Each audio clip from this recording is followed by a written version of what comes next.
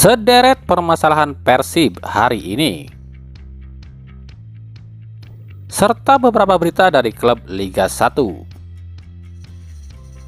Assalamualaikum warahmatullahi wabarakatuh. Hai Rio Hotspot lovers, inilah Rio Hotspot untuk edisi kali ini. Tapi seperti biasa, sebelum kita lanjut ke videonya, saya tetap mohon dukungannya untuk channel ini agar terus berkembang dan bisa memberikan berita-berita informatif yang tentunya semoga saja bermanfaat untuk kita semua. Dengan cara klik subscribe, aktifkan juga notifikasi loncengnya, like, share, dan juga komen. Dan inilah Rio Hotspot selengkapnya.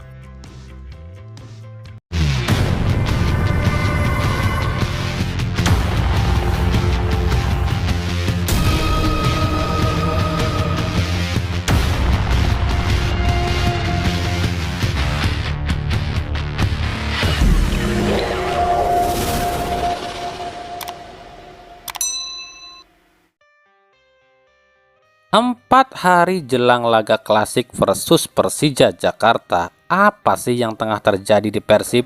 Yuk kita simak. Yang pertama adalah tentu persoalan tiket. Ini makin rumit di kalangan bobotoh. Para bobotoh yang diwakili oleh Viking Persib Club merasa disudutkan dan dianaktirikan, bahkan seperti jadi tamu di daerah sendiri. Perbedaan persepsi antara manajemen Persib dengan Viking terus menjadi bara api panas di kubu Persib. Bahkan kabarnya pada Rabu 28 September ini, Viking Persib Club akan mengadakan unjuk rasa besar-besaran bertajuk Sulanjana Calling. Tujuannya adalah untuk menyadarkan para manajemen Persib soal banyaknya kebobrokan dalam sistem dan tata cara Persib. Yang kedua adalah pihak Persib ternyata tetap akan mendatangkan Jackmania di laga versus Persija meskipun hanya 30 orang saja. Hal ini pun dibenarkan oleh Ketua Umum Jackmania Diki Sumarno. Diki mengatakan pihak Persib meminta perwakilan Jackmania untuk hadir di laga Persib versus Persija dan mendukung Persija. Padahal sebelumnya pihak Jackmania melalui Ketua Umumnya Diki Sumarno secara terang-terangan meminta pada Jackmania agar mematuhi himbauan kepolisian agar tak berangkat ke Bandung. Tapi rupanya manajemen Persib tetap kekeh ingin Jackmania hadir di Bandung. Yang ketiga adalah kondisi skuad. Jelang lawan Persija, sejumlah pemain yang cedera memang dikabarkan sudah mulai pulih dan ikut berlatih, seperti Teja Pakualam, Victor Igbonepo, dan Ezra Walian. Tapi dua pemain lagi dipastikan menepi, yakni Zalnando yang cedera robek otot paha saat latihan kemarin, dan David Rumakik yang cedera engkel usai ikut uji tanding melawan Persib U20. Ditambah 3 pemain timnas yang belum bisa dipastikan akan bisa ditampilkan atau tidak.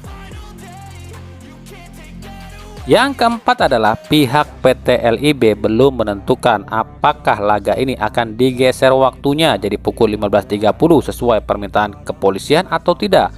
Inilah yang disinyalir membuat Persib masih bingung dalam menjual tiket karena belum pasti apakah main pukul 20 atau pukul 15.30.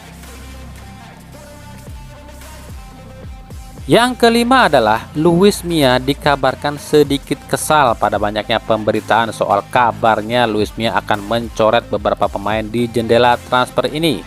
Luis Mia mengatakan memang tengah mengincar sejumlah pemain yang akan direkrut Persib di putaran kedua nanti, tapi dirinya tak pernah menyebutkan akan mencoret beberapa pemain yang ada.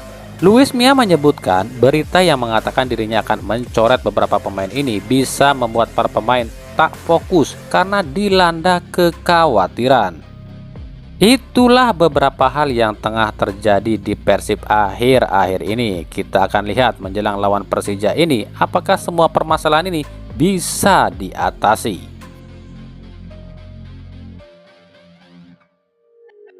Dari Borneo FC, Borneo FC resmi menunjuk Andre Gaspar sebagai nahkoda baru tim Pesut Etam menggantikan Milomir Cecilia. Pelatih asal Brazil berusia 49 tahun ini sebelumnya melatih tim asal Timur Tengah Al Hazem dan lebih banyak melatih tim asal Korea Selatan. Bersama Gaspar pun datang seorang asisten pelatih, yakni Alex Fernandez. Alex bukanlah pelatih sembarangan. Ia pernah jadi asisten pelatih Sven-Goran Eriksson di timnas Inggris, Marcelo Lippi di Juventus, serta Luis Felipe Solari di timnas Portugal. Sementara PSS Semarang pun akhirnya kembali mendaftarkan Andre Gillian sebagai pelatih kepala PSIS untuk sementara. Dibilang sementara karena sebenarnya Gillian saat ini menjabat sebagai Direktur Teknik PSIS. PSIS masih mencari pelatih yang sebenarnya. Jadi daripada kena denda 100 juta rupiah, ya udah yang ada aja didaftarin dulu. Persipura Jayapura nampaknya ingin mengembalikan kejayaan setelah terpuruk di musim lalu dan terdegradasi ke Liga 2.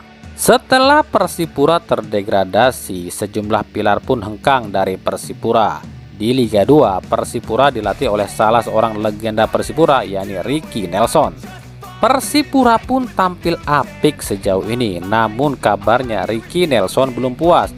Ia berencana akan mengembalikan para pemain yang musim lalu bermain di Persipura. Persipura pun bergerak, dimulai dengan coba mendatangkan dua pemain dari PSS Sleman, yakni Boas Solosa dan Todd Ferre. Meskipun dua pemain ini masih terikat kontrak di PSS Sleman, namun kabarnya Persipura akan meminjam Boas dan Todd di paruh musim nanti. Selain Boas dan Todd, dua pemain Papua di Persib pun kabarnya masuk dalam rencana peminjaman Persipura, yakni David Rumakik dan Ricky Kambuaya.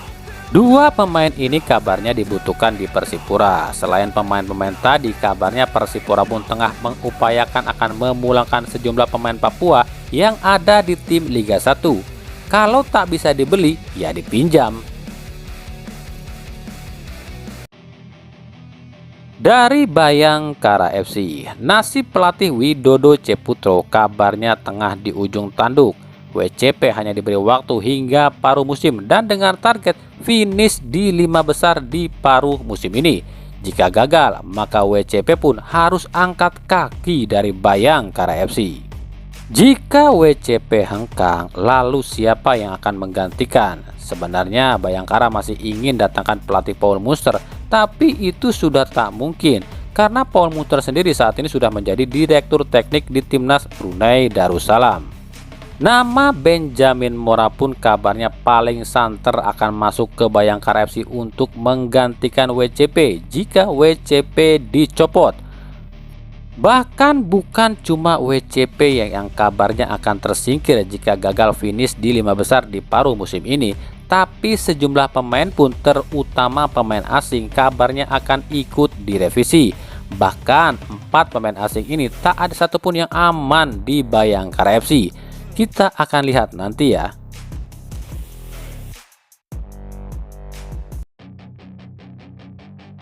Dari Barito Putra, pelatih Barito Putra Rodney Gonçalves menyatakan senang dengan para pemain muda yang ada di Barito. Menurutnya para pemain muda ini bisa jadi pemasok untuk tim nasional Indonesia. Tapi kabarnya Rodney kurang puas dengan performa 3 pemain asing Barito, yakni Mike Ott, Rafinha, dan Rafael Silva. Rafinha dan Rafael Silva yang baru kembali dari cedera dianggap kurang greget oleh Rodney. Dan yang paling buruk performanya menurut Rodney adalah gelandang asal Filipina, yakni Mike Ott. Menurut Rodney, Ott tak lebih bagus dari pemain lokal Barito Putra. Posisi Mike Ott sendiri di Barito hanyalah sementara. Posisinya di pertengahan musim ini akan kembali digantikan oleh Ryu Tanoma yang sudah pulih dari cedera. Sementara untuk Rafinha dan Rafael Silva, ada kemungkinan satu di antara dua pemain ini akan tersingkir. Kabarnya Rodney akan membawa salah seorang anak asuh kesayangannya dari klub sebelumnya, yakni Italo, yang sejauh ini sudah mencetak 11 gol dari 17 laga bersama klub Amazonas. Anak Jakarta kayak gimana? Udah tahu kan yang muda Jakarta kayak gimana? Ya, 3 poin! Ini macan bukan kucing.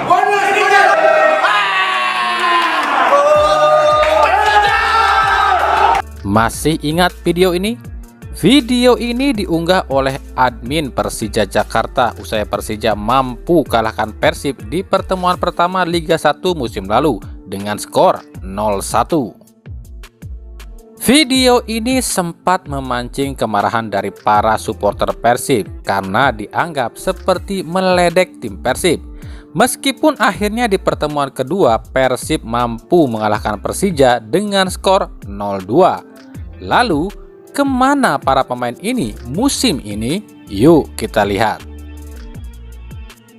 Rezaldi Hehanussa musim ini hanya main 2 kali, itu pun hanya sebagai pemain pengganti.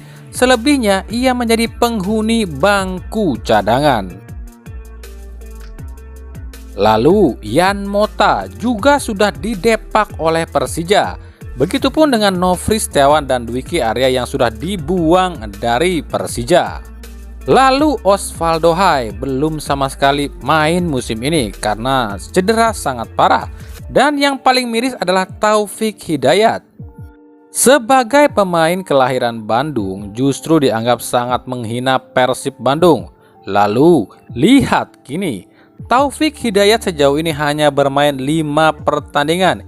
Itu pun semuanya masuk dari bangku cadangan. Selebihnya menjadi penghangat abadi bangku cadangan di Persija. Mungkin inilah yang dinamakan karma ya. Jadi ada istilah atau pepatah, mulutmu harimaumu, kesombonganmu akan menghancurkan dirimu sendiri. Ini jadi pelajaran berharga bagi kita tentunya, khususnya bagi para pemain sepak bola. Sebelum seorang pemain sepak bola itu pensiun di klub, janganlah menyinggung atau menyudutkan atau menghina tim lain, karena masih ada kemungkinan akhirnya akan keluar dari tim yang saat ini dibela, dan tentunya akan sulit mencari klub lain karena dianggap bad attitude. Bagi Taufik, nikmati karmamu ini ya.